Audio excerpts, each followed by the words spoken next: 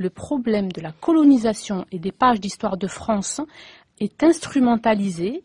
La demande n'est pas venue des enfants issus de l'immigration, la demande est venue d'intellectuels et au lieu de tenter d'apaiser les questions de l'intégration, une bataille s'est engagée entre intellectuels, souvent déconnectés de la réalité du terrain et de ce que ressentait le peuple français, et on a commencé à dénigrer la France, dénigrer les Français, à essayer de scinder le corps social français entre enfants français de souche, enfants issus de l'immigration, en disant d'un côté, vous avez une France qui est coupable et donc des Français qui sont bourreaux, de l'autre des victimes, c'est-à-dire de monter les Français de souche et les Français issus de l'immigration les uns contre les autres. Nous sommes dans cette situation-là. Maintenant, on essaie de nous dire qu'on va pouvoir vivre en paix ensemble. On est dans une phase où c'est le ring de boxe. C'est vrai que la question coloniale fait sensation. Je vais vous décevoir en vous disant que de l'autre côté de la Méditerranée, elle ne le fait absolument pas. C'est-à-dire que de temps à autre, c'est ressorti des petits papiers par certains hommes politiques qui ont envie d'attaquer la France, par exemple, pour essayer de ressouder autour d'eux leur peuple et faire oublier certaines choses qui se passent chez eux.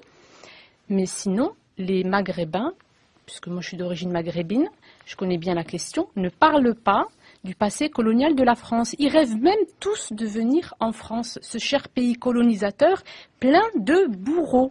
Et ils savent parfaitement l'été, lorsque leurs cousins reviennent, qu'en France, les gens ne sont pas racistes, ne sont pas des bourreaux. Donc la repentance est-elle à l'intégration? Ma réponse, c'est non. Si vous répétez à des enfants à tout bout de champ que leurs parents sont coupables et des bourreaux, ne vous attendez pas à ce que ces enfants-là, et donc là, les enfants de l'immigration, les respectent, écoutent ce qu'ils ont à dire et surtout grandissent de manière droite.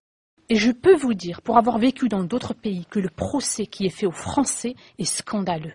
Parce que je connais très peu de sociétés aussi ouvertes, où on puisse aussi bien travailler, c'est-à-dire pour peu que vous respectiez les règles du pays. Maintenant, un message aux hommes politiques.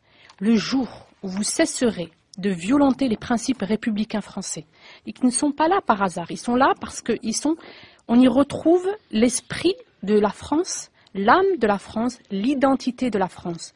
À ce moment-là, les enfants issus de l'immigration qui ne connaissent pas forcément la société d'accueil, ils comprendront qu'il y a des choses qu'on ne peut pas transgresser. Et c'est extrêmement important parce que nous sommes en train de glisser vers une situation d'affrontement interethnique, interraciaux. Voilà que depuis plusieurs années, les hommes politiques jouent avec les principes républicains, les remettent en cause, que ce soit la laïcité, l'égalité républicaine. On l'a vu avec la sortie de Mme Sarkozy dans le JDD qui veut mettre en place la discrimination positive avec Yazid Sabeg. Arrêtez. Pour moi, l'insertion, c'est l'obligation de respecter les règles du bien vivre ensemble propres à la société française. J'ai vécu dans le Maghreb. Ils ne sont absolument pas les mêmes. Il y a des différences fondamentales.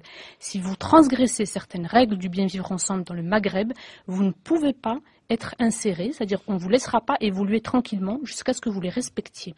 C'est une évidence pour moi qu'il y a un problème d'intégration. Écoutez les enfants de l'immigration, je ne parle pas de ceux qui sont intégrés, on ne les voit pas. Le jour où on comprendra que ceux qui expriment les Maghrébins de France, les Noirs de France ont des problèmes identitaires profonds. Il n'y a pas de discrimination à l'embauche en France. Actuellement, il y en a. C'est une évidence. Ah bon. Parce qu'il y a des réflexes de peur. Excusez-moi, quand vous entendez ce qui se passe dans les banlieues, c'est-à-dire que 100 voitures continuent à brûler chaque jour en France. On n'en parle pas, c'est la seule différence. Mais les choses n'ont pas évolué sur ce point. Quand vous entendez un ministre dire « les policiers ne peuvent plus aller dans certains quartiers », nous sommes en France en 2008. Que pensez-vous que les Français traduisent? Quand on voit que dans les médias, on a tellement peur, parce que le taux de délinquance des enfants issus d'immigration est tellement élevé, on ne cite même plus les prénoms dans les médias, mais les Français de souche traduisent.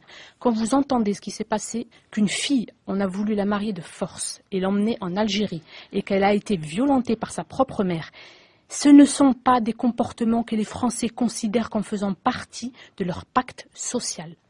Et moi, ce que je vois, c'est que, puisqu'on parle de la colonisation, c'est que le droit du sol, où vous devenez français de manière automatique, est une formidable machine à coloniser.